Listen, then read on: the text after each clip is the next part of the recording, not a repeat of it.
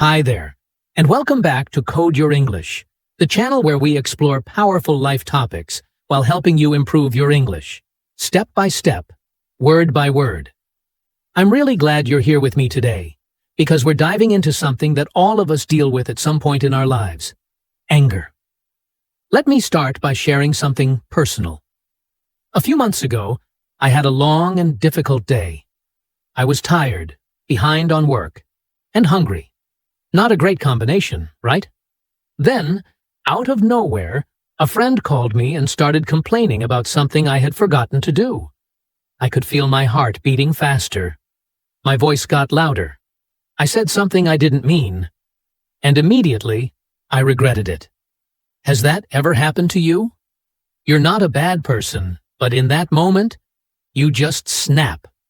That's what anger can do. It sneaks up on you when you're least expecting it. Anger is a universal emotion. It doesn't matter where you're from, how old you are, or what language you speak. Everyone feels angry sometimes, but even though it's normal, many of us were never really taught how to deal with it. Some people try to hide their anger and keep it deep inside.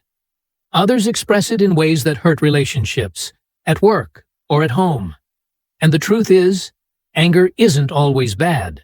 Sometimes, it's a sign that something important isn't working in our lives. Sometimes, it's the beginning of change. But we have to learn how to understand it, how to manage it, and even how to grow through it. In today's episode, we're not here to judge ourselves for feeling angry. Instead, we're here to explore it, calmly and honestly. We'll talk about what anger really is, why we feel it, what it costs us when we ignore it, and how we can begin to handle it in healthy and respectful ways. This isn't just about avoiding conflict. It's about becoming more aware of who we are and how we react, so we can live with more peace, more control, and better communication with others. So, as we begin, I want to ask you a question. You don't have to answer out loud, just think about it quietly. When was the last time you felt angry? What triggered it? And more importantly, how did you respond? If you're listening to this podcast, you're probably someone who wants to improve. Not just your English, but also your mindset and your emotional intelligence. And that's something to be proud of. Learning how to manage anger isn't easy, but it's one of the most valuable skills we can develop in life. So take a breath, get comfortable, and let's walk through this topic together. By the end of this episode, you'll not only have learned some great English phrases and expressions, you'll also have some new tools to better understand yourself. Ready? Let's get started. What is anger, really? So now that we've opened the door to this topic, let's take a step further and ask a simple but powerful question. What is anger, really? It might sound like an easy thing to answer. We all know what it feels like to be angry. Your body gets tense, your voice may rise, your heart beats faster. But even though the feeling is familiar, we often don't stop to really understand it. At its core, anger is a normal emotional response. It usually shows up when something feels wrong, unfair, or threatening. Maybe someone lied to you. Maybe someone didn't respect your time. Maybe you failed at something you worked hard for. In those moments, your brain sees a kind of danger. Not always physical, but emotional. And it reacts. That reaction is anger. It's your mind's way of saying, something's not okay. Pay attention. Now, just like happiness or sadness, anger is not a bad thing in itself. It's an emotion. And emotions are natural. They help us understand our world and our needs. The problem isn't feeling angry. The problem is what we do with that anger. Some people explode and hurt others. Some keep it inside until they feel sick or depressed. Some try to pretend it's not there. But none of these responses really help in the long term. Did you know that there are actually different types of anger? It doesn't always look the same. Sometimes it's like a fire, quick and hot. You get angry suddenly, maybe yell or cry, and then it passes just as fast. That's what we call short bursts of anger. They usually happen in situations that surprise us. like being cut off in traffic or hearing something offensive. This kind of anger can feel intense, but doesn't always last long. Other times, anger is quiet, but it stays with you for days, weeks, or even months. You don't shout or scream, but you carry the feeling inside like a heavy bag. This kind of anger is called resentment. It often builds slowly, maybe because someone kept treating you badly, or because you never said how you truly felt. Resentment can be dangerous, because it changes the way we think and act, even if we don't notice it. It's like a slow poison. It eats away at our peace. On a biological level, meaning inside your body, anger activates something called the fight or flight response. This is an ancient survival system in the brain. When your brain thinks there's danger, it prepares your body to either fight the problem or run away from it. Your muscles get tight. Your breathing changes. Your heart pumps faster. This reaction helped our ancestors survive real dangers, like wild animals. But today, most of our threats are emotional. Things like stress at work, disrespect in relationships, or fear of failure. The body reacts the same way, even if we're not in physical danger. That's why we sometimes feel out of control when we're angry. Our brain is sending emergency signals. And now, here's a question I want you to think about. Is anger always bad? At first, many people would say yes. It feels uncomfortable, it causes problems, it makes people argue. But if we look more deeply, anger also has a purpose. Sometimes, anger is a sign that we care. It can push us to speak up, to take action, to make changes. For example, if you feel angry when someone treats you unfairly, that anger might help you set a boundary or protect your self-respect. Anger can also shine a light on our deepest values, like justice, honesty, or kindness, when we see those values being ignored. But here's the key. Anger is not meant to control us. It's meant to guide us. Think of it like a warning light in your car. If the light comes on, it doesn't mean your car is broken forever. It just means something needs attention. If we ignore that light, things might get worse. But if we look at it, understand it, and fix the issue, we're in a better place. Anger works the same way. So today, I want to encourage you to change the way you see anger. Not as something bad or shameful, but as something human. We all feel it. What makes the difference is whether we use it as a tool or let it use us. In the next part of the episode, I will tell you what anger management really is. And then we'll look more closely at where anger comes from, what triggers it, what sets it off, and why the same thing that makes one person furious might not bother someone else at all.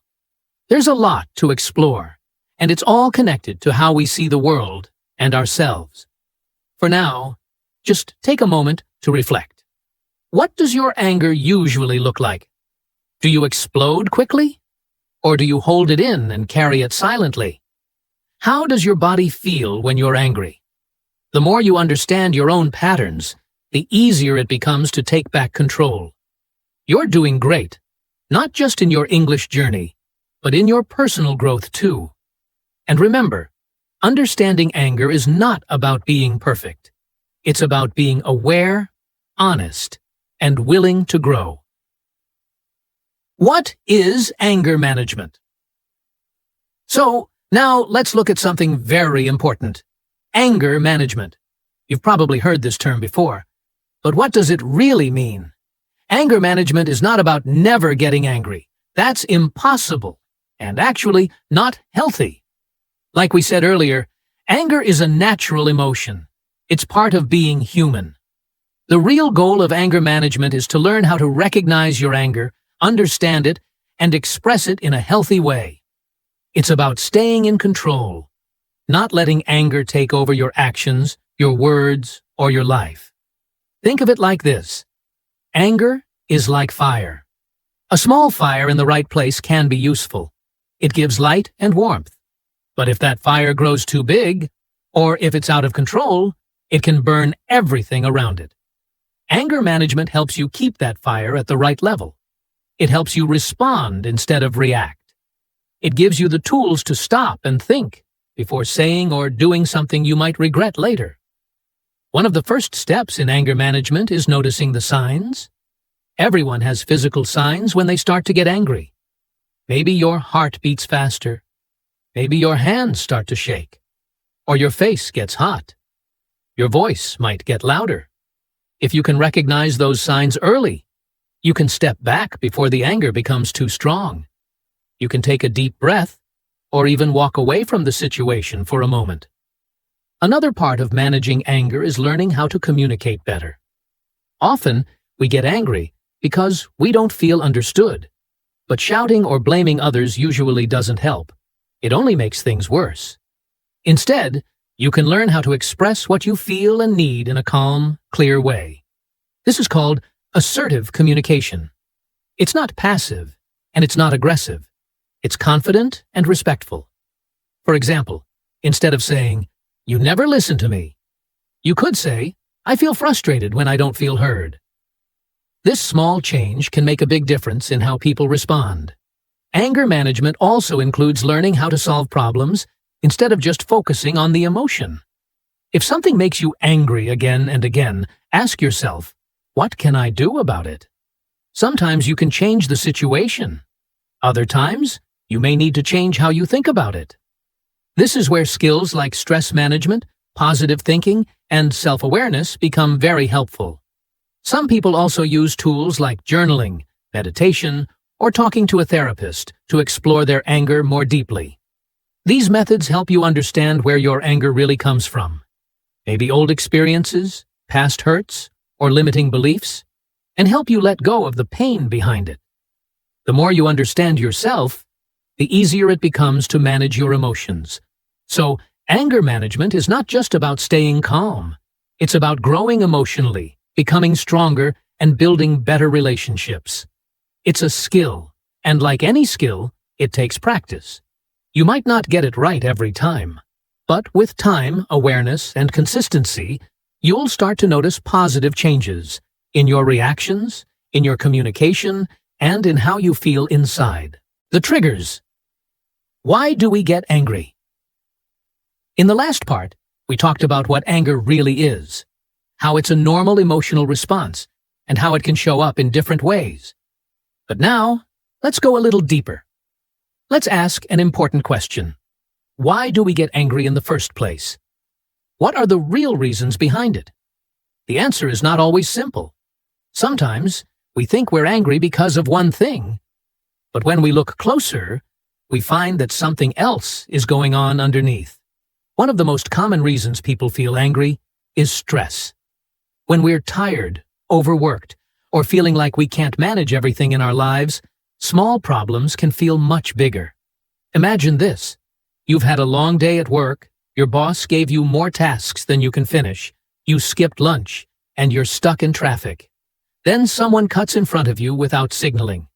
Boom! You explode. You yell, you hit the horn. Maybe you even say something you don't mean. But deep down, you're not just angry about the car. You're angry because you're overwhelmed. That car was just the last straw, the final thing that pushed you over the edge. Another common trigger is fear. This might surprise you, but many times anger hides fear underneath. For example, if someone you love is late coming home and they don't call, you might feel scared at first. But when they walk in the door, you don't say, "I was worried about you." You say, "Why didn't you call me?" That anger is covering up the fear. It's easier to be angry than to show we're scared. This happens more often than we think, especially in relationships. Insecurity is another big reason. When we don't feel confident in ourselves, we may react strongly to things that make us feel small, weak, or not good enough. If someone criticizes your work or makes fun of your accent, for example, you might feel angry right away. But the real feeling is insecurity. Maybe you're afraid you're not good enough. And that fear turns into frustration. That's why it's important to know what we believe about ourselves. When we don't feel strong inside, it's easy to get angry on the outside. Of course, There's also unfair treatment, or what we can call injustice. This one makes a lot of sense. When someone treats us badly, lies to us, or disrespects us, it's natural to feel angry. If you've ever been blamed for something you didn't do, or passed over for a job you deserved, you probably know what that kind of anger feels like. It burns. This type of anger often comes from a strong sense of right and wrong. And when people break those rules, we feel deeply upset. Let's not forget about setbacks, too. A setback is when something delays your progress, or makes you feel like you're moving backward instead of forward. Maybe you studied hard for a test but failed. Or maybe you prepared well for a job interview but didn't get the job. In those moments, you might feel disappointed at first, but if the feeling grows, it often turns into anger. At the situation, at other people, or even at yourself. Setbacks create frustration, and frustration is a close friend of anger. Now here's something interesting. What triggers anger in one person might not affect someone else at all. This often comes from personal or cultural differences. For example, in some cultures, being interrupted while talking is seen as extremely rude. It can make people very angry. In other cultures, people interrupt each other all the time during conversation, and it's not a big deal. The same goes for body language, tone of voice, or even being late to a meeting. What one person finds disrespectful, another person might not even notice. Even inside the same culture, people have different life experiences. Maybe someone grew up in a home where they were often blamed unfairly. Now, as an adult, they may get angry very quickly when they feel blamed, even if it's not really happening. Another person might have been taught to always stay quiet, never express emotions, and so they keep their anger inside for a long time, until one day, it all comes out at once. Let me share a quick example that many of us can relate to. Imagine you're having a conversation with someone, and you're trying to explain your opinion. But before you can finish, they interrupt you. Not just once, but again and again. How do you feel? Annoyed? Disrespected? Angry? For some people, this situation can be a major trigger, especially if they already feel like their voice is not heard in other parts of life. That's why it's so important to understand your own triggers, the things that push your emotional buttons. So now, take a moment and ask yourself, what usually makes you angry? Is it when people don't listen to you? When things feel unfair? When you're under too much pressure? Is it connected to past experiences or your sense of identity? The more clearly you understand your triggers, the better you can respond when those moments happen. You can pause, take a breath, and choose how to react, instead of just exploding without thinking. This is the first step toward emotional strength and better communication. Remember, anger is not the enemy. But when we don't understand where it's coming from, it becomes harder to control. In the next part of the episode, we'll talk about healthy versus unhealthy anger. For now, just keep this in mind. Every emotion has a story, and behind your anger, there's always something more. Be curious, be kind to yourself, and keep learning. Healthy versus unhealthy anger. Let's take a moment now to talk about something really important. The difference between healthy and unhealthy anger. Yes, that's right. Not all anger is bad. Anger itself is a natural emotion, like sadness, joy, or fear. It can actually be helpful when we understand it and express it in a healthy way. The real problem is not the anger itself, it's what we do with it. So, what does healthy anger look like? Well, it's when we feel angry, but we choose how to respond. We don't explode. We don't hurt others. We express how we feel in a clear, respectful way. For example, saying something like, "I feel upset when I'm interrupted," or "I need a break right now. I'm getting frustrated." This kind of response helps others understand our boundaries without turning the situation into a big fight. On the other hand, unhealthy anger is when the emotion takes control of us. We might blow up, yell, say hurtful things, or even become aggressive. Or We might keep everything inside and pretend we're fine while feeling bitter for hours or days. In both cases, we aren't really managing the emotion. We're either letting it out in a harmful way or pushing it deep down until it becomes resentment. Sometimes, unhealthy anger is connected to deeper issues like perfectionism or control problems. Maybe things didn't go exactly how we planned, and that makes us feel like we failed. Maybe someone acted in a way we didn't expect, and we feel disrespected. When we expect everything to be perfect or want to control every detail, it's easy to get irritated or angry over small things. Have you ever lost your cool over something minor, only to realize later that the real reason was stress or pressure building up? There are also people who react quickly, without thinking. This kind of impulsive behavior can make anger dangerous. One sharp word, one angry message, one big reaction can damage a friendship or relationship. That's why we often hear phrases like, "bite your tongue," which means stop yourself before saying something you'll regret. Or, "take a step back," which means give yourself space before responding. Another common idiom is cool off. This means to calm down before you talk or act. So, how do we keep our anger healthy? It's all about awareness and simple strategies. One of the first steps is to pause. When you feel that emotional heat, stop. Just breathe. Take a few slow, deep breaths. This gives your brain time to calm the physical response. The next step is to name the emotion. Ask yourself, what exactly am I feeling? Is it frustration, fear, embarrassment? Sometimes just naming the emotion helps to lower its power. Another useful technique is to imagine yourself from the outside. What would you say to a friend in this moment? Would you tell them to yell and break something? Or would you suggest they step away, cool off, and talk later? Often, we know how to guide others, but we forget to guide ourselves. In the end, healthy anger is not about staying silent or pretending to be okay. It's about being honest, respectful, and aware. You can be angry and still be kind. You can feel strong emotions and still make thoughtful choices. So, next time something gets under your skin, try to pause, breathe, name it, and choose a better way to respond. Because managing anger isn't about being perfect. It's about being in control of your reaction, not letting your reaction control you. In the next part of the episode, we'll talk about what happens when we don't manage our anger, the cost of losing control, and the effects it can have on our relationships, our work, and our health. But for now, just remember, anger doesn't have to control you. You can learn to control it, and that's a powerful thing. The cost of uncontrolled anger. We've talked about what anger is and what triggers it.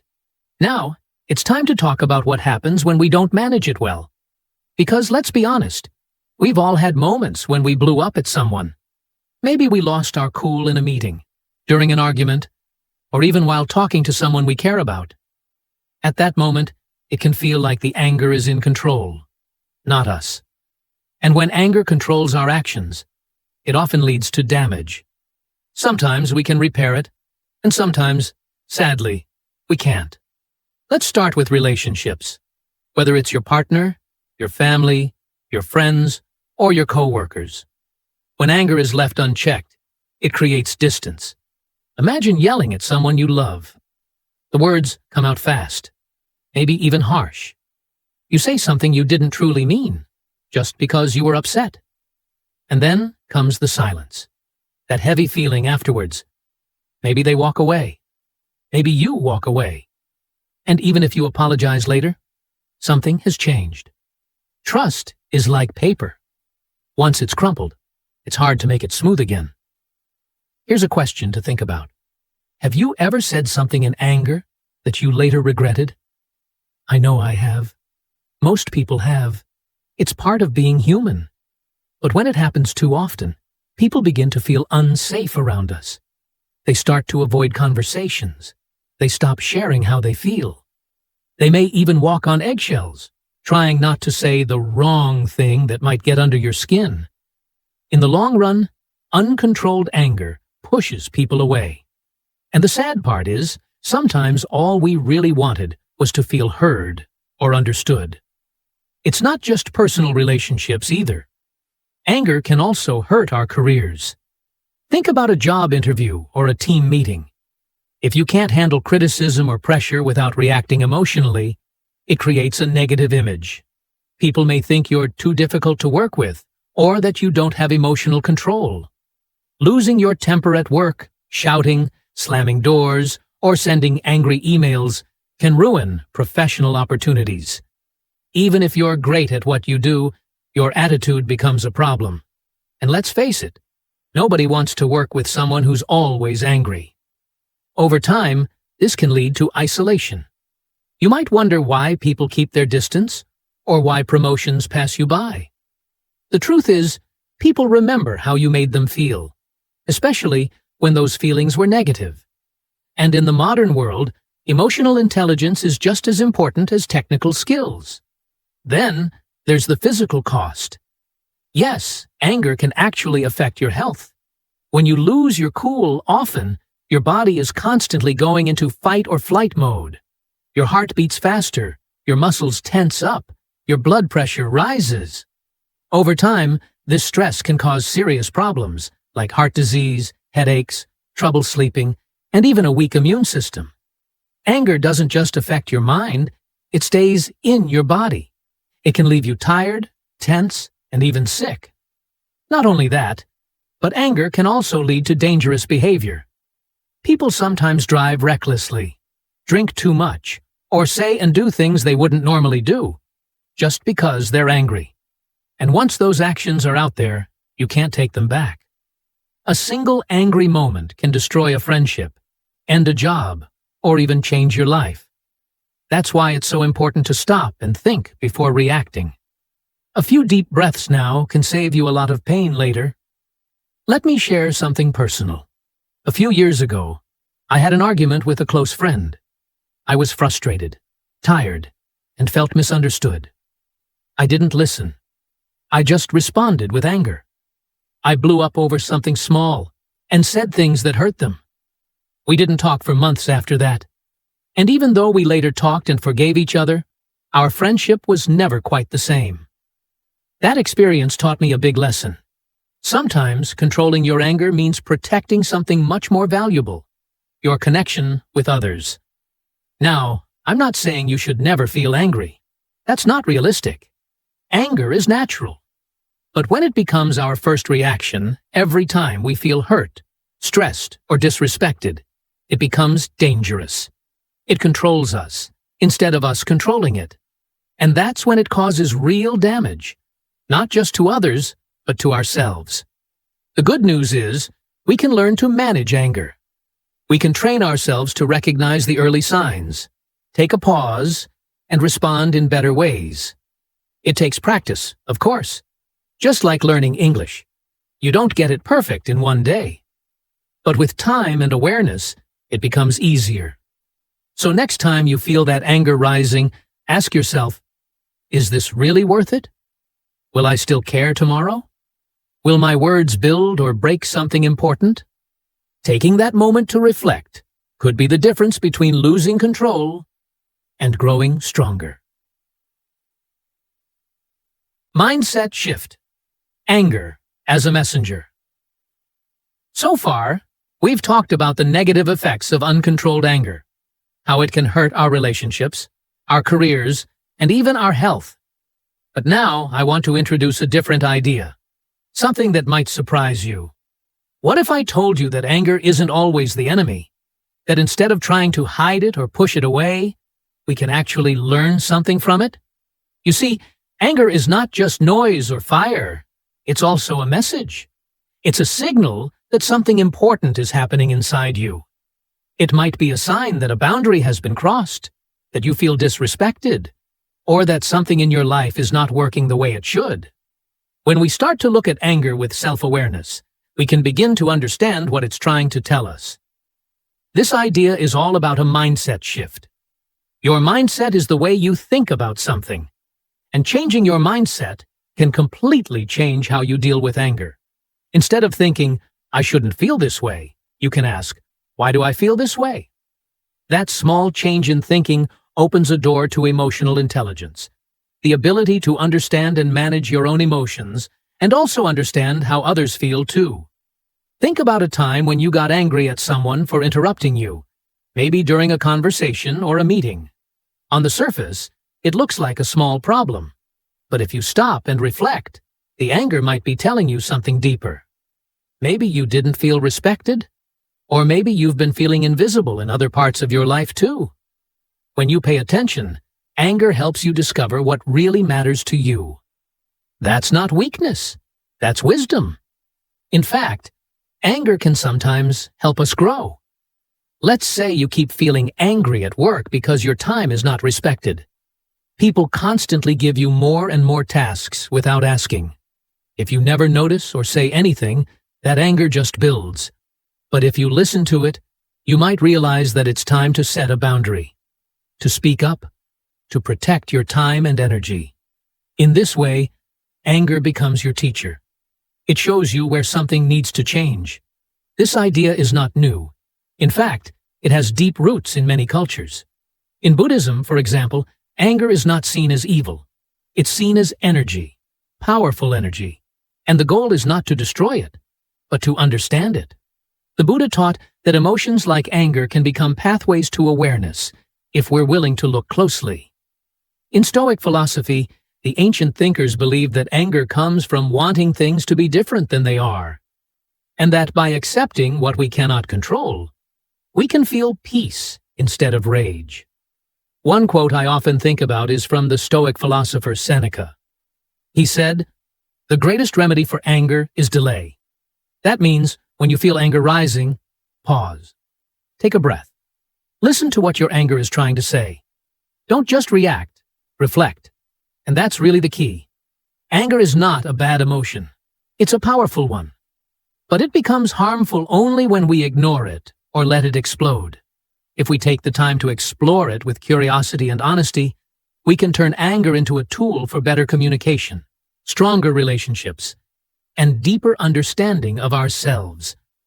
So next time you feel your anger rising, instead of pushing it down or letting it explode, try asking, what is this emotion trying to tell me? What am I really feeling beneath the surface? These questions can open the door to healing and to becoming a calmer, wiser version of yourself. In the next parts of the episode, we'll talk about how we can begin to manage anger in practical, healthy ways. We'll look at simple strategies you can use in daily life, tools that can help you stay calm, speak clearly, and protect your relationships, health, and peace of mind. Remember, you have the power to respond, not just react. Practical strategies to manage anger.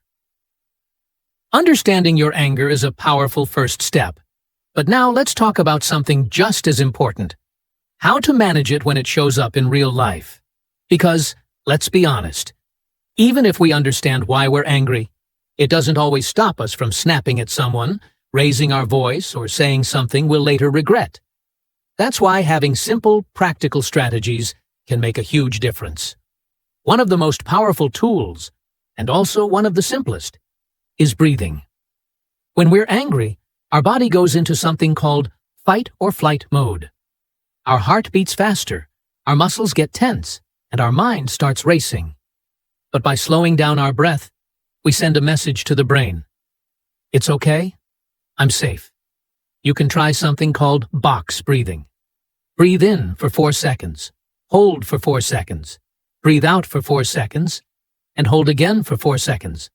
Just repeat that cycle a few times. It's amazing how quickly it can calm your nervous system. This is not just a relaxation trick. It's a real technique that many athletes, soldiers, and therapists use to stay calm under pressure. Another helpful strategy is the pause before react rule. It sounds simple, but it's not always easy. The idea is to create a short space, even just a few seconds, between the feeling and the reaction. So when someone cuts you off in traffic, instead of immediately honking and shouting, take a breath. Ask yourself, Is this worth my peace? When your partner forgets something important, before jumping to anger, try to pause and ask, "What's really going on here?" That short pause gives your self-control a chance to speak before your emotions take over. Journaling is another technique that works wonders, especially for people who often experience long-lasting anger or stress. Writing things down helps you understand your patterns and see things more clearly. For example, you might start noticing that you always get angry after long meetings or when you skip meals. This kind of self-awareness can help you prepare in advance or change your habits. You don't have to write a full diary every day, just a few lines about what you felt, what happened, and what you wish you had done differently. Sometimes, the best choice is to walk away. And no, it doesn't mean you're weak. In fact, walking away can be a sign of strength. If you feel like you're about to blow up, it's completely okay to say, "I need a few minutes to cool down," and step out. Go for a short walk. Get some fresh air. Give your body and mind a break. It's better to step away and return to the conversation later with a clearer head than to lose control in the moment. Let me share a quick story. A friend of mine who works in a high-stress office used to get angry at small things, a colleague interrupting her, a client being rude, even bad coffee in the break room. She started keeping a small notebook in her bag. Every time she felt herself getting upset, she wrote 1 or 2 lines. Just doing that helped her slow down, think, and often smile at how small the problem actually was.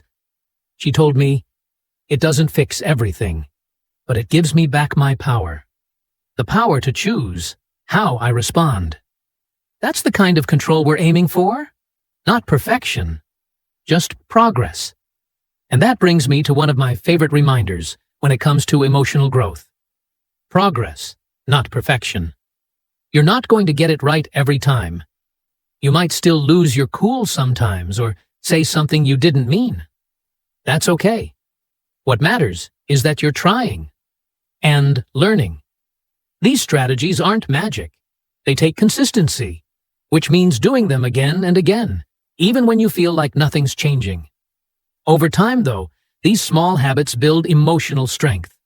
Think of it like training a muscle. If you go to the gym one time, you won't become strong overnight. But if you go regularly, with small efforts each time, you'll get stronger. Managing anger is the same. Each time you pause instead of shouting, breathe instead of blaming, or reflect instead of reacting, you're training your emotional muscles. So, what's one technique you can try today? Maybe it's deep breathing during a stressful moment. Maybe it's writing a few thoughts in your journal tonight. Or maybe it's just noticing when you start to feel irritated and giving yourself permission to pause. Whatever it is, remember that the goal isn't to never feel anger again. It's to respond to it in a healthier, wiser way. Simple step-by-step technique to manage your anger. So, now, let's talk about a simple, step-by-step way to manage your anger in daily life.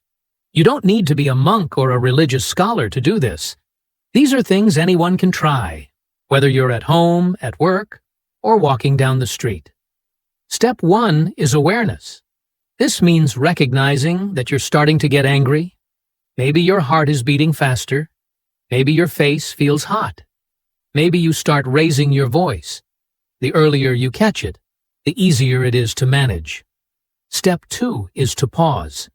This can be the hardest part, especially when emotions are strong. But even just taking one deep breath can help. You don't have to fix the problem right away. You just need to slow down. Like the teachings from Islam suggest, sit down, wash your face, or move away from the situation if you can. Step 3 is to name your feeling. This may sound simple, but it's powerful. Instead of saying, "I'm angry," try to be more specific. I feel disrespected. I feel frustrated. I feel scared. Often, anger is covering another emotion, like hurt or sadness. Naming the real feeling gives you more control and understanding. Step 4 is reflection. Ask yourself, why am I angry right now? What happened before this? What am I really reacting to? These kinds of questions help you look under the surface. Is it about this one moment, or something bigger from your past or your stress levels? Step 5 is choice. This is where your power really is. Once you understand your anger, you can choose how to respond. Maybe it's speaking calmly. Maybe it's walking away. Maybe it's waiting until you've cooled down. You are not your anger. You are the one choosing how to deal with it. Step 6 is release. After you've managed the situation, let it go. Holding on to anger, especially in silence, can turn into bitterness. If possible, talk about it. Write it down. Or pray, meditate, or take a walk. Letting go doesn't mean pretending it didn't happen. It means giving yourself peace. Step 7 is practice. Like anything in life, managing anger takes practice. You won't get it right every time. That's okay. The goal is not perfection, it's progress. Every time you pause instead of shouting, every time you breathe instead of reacting, you're growing. Managing anger is a journey. Religion, culture, and science all agree. When we control our anger, we create space for wisdom, connection, and peace. So, next time you feel that heat rising inside, remember, you're not weak for feeling angry. But you are strong if you can stop, breathe, and choose your response. In the next part of this episode, we'll explore how to repair the damage when anger has already hurt someone or something. Because let's face it, we all make mistakes. The good news is that healing is possible, and it often starts with just one honest conversation. What gets in the way? Now that we've talked about strategies to manage anger, you might be wondering, if the tools are so simple, why aren't we all using them? Why do we still lose our temper, shut down, or carry resentment for days? That's a really important question. And the truth is, managing anger isn't just about knowing how. It's also about understanding what gets in the way. One of the biggest internal challenges many people face is perfectionism. The belief that we always have to get things right, that mistakes are signs of weakness, or that feeling angry is somehow bad. If you've ever thought, I shouldn't feel this way, or why can't I stay calm like other people? You're not alone. Perfectionism can make us feel like we're failing every time we get upset. But the reality is, anger is a normal human emotion. Nobody gets it right all the time. Expecting yourself to be calm, cool, and collected 24/7 isn't realistic. And trying to be perfect can actually make anger worse. It builds pressure inside, and when that pressure becomes too much, it often comes out in ways we don't expect. Another common obstacle is self-doubt. Sometimes we feel like we don't have the right to speak up. Maybe we grew up in a home where expressing emotions was discouraged. Maybe we've been told, directly or indirectly, that being angry means we're difficult or too emotional. So instead of expressing anger in healthy ways, we push it down, pretend everything is okay, and try to stay quiet. But that anger doesn't disappear. It stays inside and often turns into stress, sadness, or even physical pain. Self-doubt makes us question our own emotions. Is this really important? Or maybe I'm overreacting. This constant questioning makes it harder to trust ourselves and harder to respond in healthy, confident ways. And then there's shame. That deep feeling that something is wrong with us because we feel angry. Shame doesn't just tell us that we did something bad. It tells us that we are bad. This can be especially strong if you've ever been punished for expressing your feelings or made fun of for showing emotion. Shame can lead us to hide, avoid conversations, or turn anger inward. Instead of working through it, we get stuck. We feel alone. And sometimes, we even start to believe that we're not worth the effort of change. But anger doesn't only live inside us. Sometimes, the problem comes from social or cultural pressures. In many cultures, anger is seen as something negative or even dangerous, especially for certain groups of people. For example, men might be taught that showing sadness is weak, so they express their pain through anger. On the other hand, women are often told that being angry is unattractive or too aggressive, so they learn to stay quiet, even when something feels unfair. Different cultures also have different expectations around expressing emotion. In some places, it's normal to raise your voice and show strong feelings. In others, people are expected to stay calm and polite no matter what. These messages shape how we respond to anger and how we feel about it in ourselves and others. All of these factors, perfectionism, self-doubt, shame, and cultural pressure, can create strong barriers between us and the emotional freedom we need to live fully and honestly. They make it harder to use those strategies we talked about earlier. Even if we want to pause, breathe, or walk away, sometimes something deeper holds us back. So here's a question to think about. What stops you from dealing with anger differently? Is it fear of being judged? Worry that you'll lose control? Maybe you've never had someone model healthy emotional habits for you. Maybe nobody ever told you it's okay to be angry, and that your feelings are valid. Whatever the reason, it's important to remember this. Learning to manage anger is not about becoming perfect. It's about becoming aware. It's about being kind to yourself, even when you don't respond the way you wanted to. That's called self-compassion. The ability to treat yourself with the same care and patience you would give to a friend. When you make a mistake, pause and say, "It's okay. I'm learning. I can try again next time." This simple mindset can help break the cycle of shame and silence. Patience is key, too. Real change doesn't happen overnight. It takes time to unlearn old habits and build new ones. Some days you'll feel strong and clear. Other days, you might fall back into old patterns. That's normal. What matters is that you keep showing up, keep trying, and keep learning. So as we move forward in this journey together, I invite you to look at your own roadblocks, gently, honestly, and without blame. Remember, you're not broken. You're human. And the fact that you're even thinking about how to handle anger more wisely, that's already a sign of growth. So, as we come to the end of today's episode on anger management, let's take a moment to breathe and reflect. We've talked about a lot. We began with the simple truth that anger is a part of being human. It's not something to be ashamed of or afraid of. It's a natural emotion, just like joy, sadness, or fear. What really matters is how we choose to understand and respond to it. We explored what anger actually is, both the quick explosions and the slow-burning frustration that builds over time. We looked at the fight-or-flight response, that deep biological reaction that prepares us to defend ourselves. And we asked the big question, is anger always bad? The answer, as you've seen, is no. Anger can be a teacher, a signal, and even a form of protection. We also went deeper into the triggers, those everyday things that set us off. Stress, injustice, frustration, feeling ignored or misunderstood. We talked about how anger often hides other emotions like fear or sadness, and how culture and personal history shape what makes us feel angry.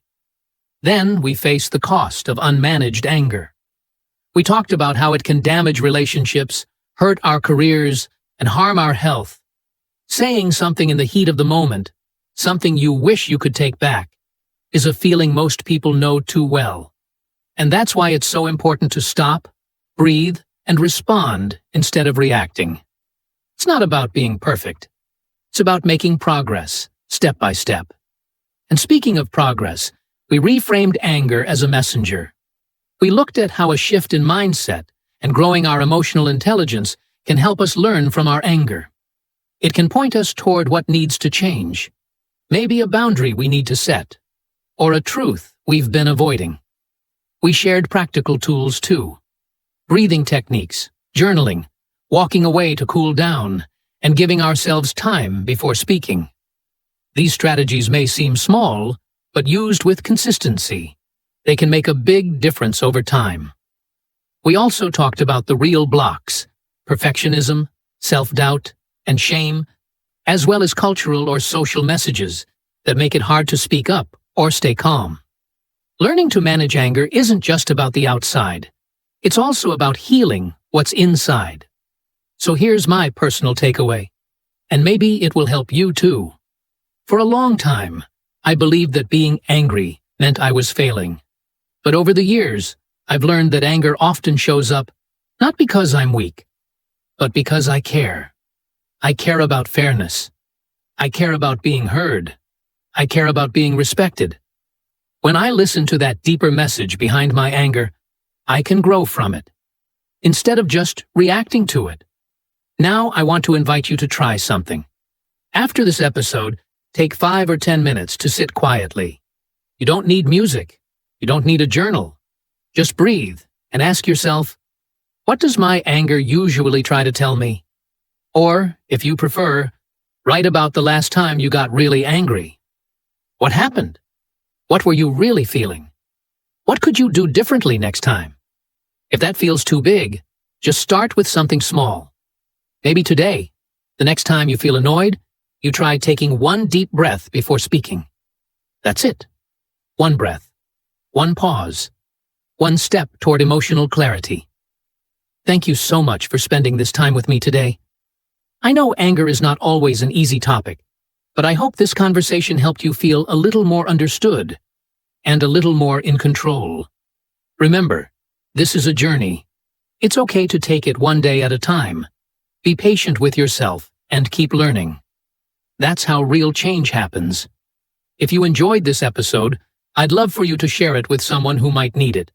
And don't forget to follow Code Your English for more episodes about personal growth, communication, and building confidence, all while improving your English.